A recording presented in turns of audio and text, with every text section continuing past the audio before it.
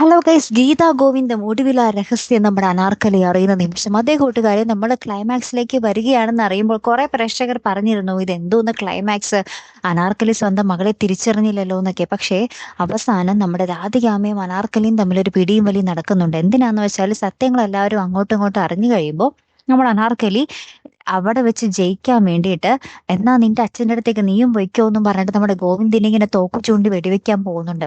അപ്പൊ തന്നെ നമ്മുടെ രാധികാമ്മ നമ്മുടെ അനാർക്കലിയുമായിട്ട് പിടിയും വലിയും നടക്കുന്നുണ്ട്. രാധികാമ്മ പറയുന്നുണ്ട് മോനെ കൊല്ലാൻ ഞാൻ സമ്മതിക്കില്ല എന്നും പറഞ്ഞിട്ട് നമ്മുടെ രാധികാമ്മയും അനാർക്കലിയും അതിൻ്റെ ഇടയിൽ നമ്മുടെ ഭാസ്കരനും കയറി വരുന്നുണ്ട്. ഇവര് മൂന്ന് പേരും കൂടി തോക്കും പിടിച്ചുകൊണ്ട് അങ്ങോട്ടും ഇങ്ങോട്ടും അഭ്യാസം ഇട്ട് ലാസ്റ്റ് ഒരു വെടി പൊട്ടുന്ന ഒച്ച കേൾക്കാം. ആർക്കിട്ടായിരിക്കും വെടി കൊള്ളുന്നത്? നമ്മുടെ അനാർക്കലിക്കിട്ട്. അങ്ങനെ അനാർക്കലി ഇങ്ങനെ വെടി കൊണ്ട് അവിടെ കിടക്കുമ്പോൾ നമ്മുടെ അജാസ് ഇങ്ങനെ നമ്മുടെ അനാർക്കലി ഇങ്ങനെ തലയിൽ ഇങ്ങനെ പൊക്കി പിടിച്ചിരിക്കുക കേട്ടോ. അപ്പൊ നമ്മുടെ ഗോവിന്ദിന്റെ അടുത്ത് നമ്മുടെ അനാർക്കലി വലിയ ഡയലോഗ് അടിക്കുന്നുണ്ട്, എന്നെ കൊന്നതിന് പകരം വീട്ടാൻ എന്റെ മകൾ വരുമടാന്നും പറഞ്ഞിട്ട്. അപ്പൊ നമ്മുടെ ഗോവിന്ദ് പറയുന്നുണ്ട്, നിങ്ങളുടെ മകൾ നിങ്ങളുടെ കയ്യെത്തും ദൂരത്ത് ഉണ്ടായിട്ട് പോലും നിങ്ങൾക്ക് അത് ഇതുവരെ അറിയാൻ പറ്റിയില്ലല്ലോ, അതാണ് നിങ്ങൾക്ക് ദൈവം തന്ന ശിക്ഷ എന്ന് പറയുന്നുണ്ട്. അപ്പൊ നമ്മുടെ അനാർക്കലി, ആരാണ് എന്റെ മകള്, ആരാണ് ഞാൻ, ആരെയാണ് തിരിച്ചറിയാതെ പോയതെന്നിങ്ങനെ ചോദിക്കുമ്പോൾ നമ്മുടെ ഗോവിന്ദ് പറയുന്നുണ്ട്, അവളുടെ ഇഷ്ടങ്ങളൊക്കെ നിങ്ങൾ നിറവേറ്റി കൊടുത്തിട്ടുണ്ട്, ലാസ്റ്റ് അവളെ കൊല്ലാൻ വരെ നിങ്ങൾ നോക്കി എന്ന് പറയുമ്പോൾ നമ്മുടെ അനാർക്കലിക്ക് മനസ്സിലാവും, ഓ രഞ്ജു ആർന്നോ എന്റെ മകൾ എന്ന്. അങ്ങനെ ആ ഒരു അവസാന മരണത്തോട് മല്ലിടുന്ന നിമിഷം നമ്മുടെ അനാർക്കലി അറിയുകയാണ് രഞ്ജുവാണ് തന്റെ മകൾ എന്നത്. അതിനുശേഷം നമ്മുടെ അനാർക്കലി മരിക്കുന്നുണ്ട്.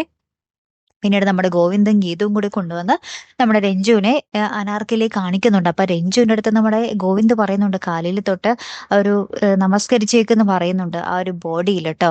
അപ്പൊ നമ്മുടെ രഞ്ജു പറയുന്നുണ്ട്, ഞാനിതിന് ഇവരുടെ ആ ഒരു ശരീരത്തിൽ നമസ്കരിക്കണം എന്നൊക്കെ പറഞ്ഞിട്ട് ഇങ്ങനെ നിർബന്ധം പറയുമ്പോൾ നമ്മുടെ ഗോവിന്ദ് പറയുന്നുണ്ട്, മൂത്തവരല്ലേ, നിന്റെ ഇഷ്ടങ്ങൾ അവരെ നിറവേറ്റി തന്നതല്ലേ, അവരോടും നിനക്ക് ചില കടപ്പാടുകളുണ്ട്, നിന്റെ ഭർത്താവ് ധ്യാൻ വരും എന്നിട്ടായിരിക്കും അവരുടെ ചടങ്ങുകളൊക്കെ ചെയ്യുക എന്നൊക്കെ ഇങ്ങനെ പറയുന്നുണ്ട് കേട്ടോ. അതിനുശേഷം ഇവര് തിരികെ അറയ്ക്കൽ വരുമ്പോൾ നമ്മുടെ മാർഗഴി അവിടെ എല്ലാവരുമായിട്ടും പരിചയപ്പെട്ട് സെറ്റായി നിൽക്കുക. അപ്പൊ നമ്മുടെ രേഖയ്ക്ക് ഭയങ്കര സങ്കടമുണ്ട് കേട്ടോ. അപ്പൊ രേഖ ഇങ്ങനെ ആശ്വസിപ്പിക്കുന്നൊക്കെ ഉണ്ട് എല്ലാവരും. അപ്പൊ രേഖ പറയുന്നുണ്ട്, ഇനി തിരികെ വരുമ്പോഴെങ്കിലും ഭരണേട്ടൻ നന്നായിരുന്നാൽ മതിയായിരുന്നു എന്നൊക്കെ പറയുന്നുണ്ട്. അതിനുശേഷം നമ്മുടെ മാർഗഴിയും അവരോട് ടാറ്റ ബൈ ബൈ ഒക്കെ പറഞ്ഞു പോകുക, ഞാൻ പവിഴത്തിന്റെ അടുത്തേക്ക് പോകുക, പവിഴത്തിന് ഞാനില്ലാതെ പറ്റില്ല, പവിഴത്തിന് ഞാനേ ഉള്ളൂ എന്നും പറഞ്ഞിട്ട് നമ്മുടെ മാർഗഴി അവിടെ നിന്നും പോകുക. അവിടെ ഞാൻ ഇടയ്ക്കിടയ്ക്ക് നിങ്ങളെ കാണാൻ വന്നോളാം എന്നും പറഞ്ഞ് മാർഗഴി പോകുക. അപ്പൊ നമ്മുടെ ഗീതുവിനും ഗോവിന്ദിനും എല്ലാവർക്കും ഭയങ്കര സങ്കടമാവട്ടെ. നമുക്ക് ആ വിട പറഞ്ഞു പോകുന്ന ഒരു നിമിഷം നമുക്ക് പ്രേക്ഷകർക്കും ഭയങ്കര സങ്കടമാവേ. ഏറ്റവും ഒടുവിൽ നമ്മുടെ വിജയലക്ഷ്മിയും ഗോവിന്ദും ഗീതവും തമ്മിലുള്ള ഒരു ഹാപ്പി മൊമെന്റ്സ് ഒക്കെ തന്നെയാട്ടോ കാണിച്ച് ഈ പരമ്പര നിർത്തുന്നത്. അപ്പൊ എന്തായാലും നമുക്ക് കാത്തിരുന്ന് തന്നെ കാണാം അല്ലെ. നമ്മുടെ ഗീതുവിന്റെയും ഗോവിന്ദിന്റെയും കുഞ്ഞിനെ കൂടി കാണിച്ചിരുന്നെങ്കിൽ പ്രേക്ഷകർ ഡബിൾ ഹാപ്പി ആയിരുന്നേനെ അല്ലെ. എന്തായാലും ഗീതാ ഗോവിന്ദത്തിന്റെ ഒരു രണ്ടാം ഭാഗം എനിക്ക് തോന്നുന്നു ആവശ്യമാണെന്ന്. നല്ലൊരു പരമ്പര തന്നെയായിരുന്നു അല്ലെ. നിങ്ങൾക്ക് ഒന്ന് കമന്റ് ചെയ്തേക്കണേ, ഗീതാ ഗോവിന്ദം രണ്ടാം ഭാഗം ആവശ്യമുണ്ടോ ഇല്ലയോ ഒന്ന് കമന്റ് ചെയ്തേക്കണേ. എന്തായാലും കാത്തിരുന്ന് തന്നെ കാണാം. അപ്പൊ അടുത്തൊരു വീഡിയോ വരുന്നത് വരയ്ക്കും ഗുഡ് ബൈ.